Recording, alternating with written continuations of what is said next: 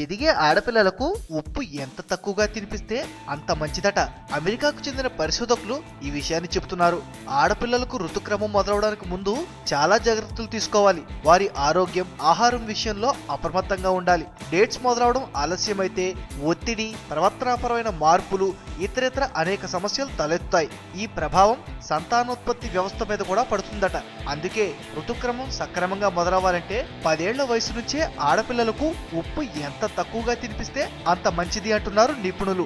ఉప్పు అధికంగా ఉన్న జంక్ ఫుడ్స్, ఇతర తినుబండారాలను పరిమితంగా ఇవ్వాలి. లేదంటే ఉప్పుతో కూడుకున్న కొవ్వులు హాని చేస్తాయి. ప్రపంచ ఆరోగ్య సంస్థ సలహా ప్రకారం ప్రతిరోజు ఆ వయసు ఆడపిల్లలకు గరిష్టంగా 5 గ్రాములు ఉప్పు అందిస్తే చాలు. అంతకు మించి తింటే సమస్యలు ఎదురవుతాయి.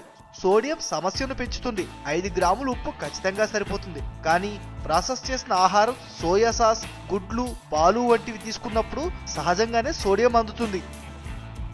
ఈ వీడియోపై మీ విలువైన కామెంట్స్ ని మాతో షేర్ చేసుకోండి. అండ్ ఇంకో విషయం, సబ్స్క్రైబ్ చేయడం మర్చిపోకండి.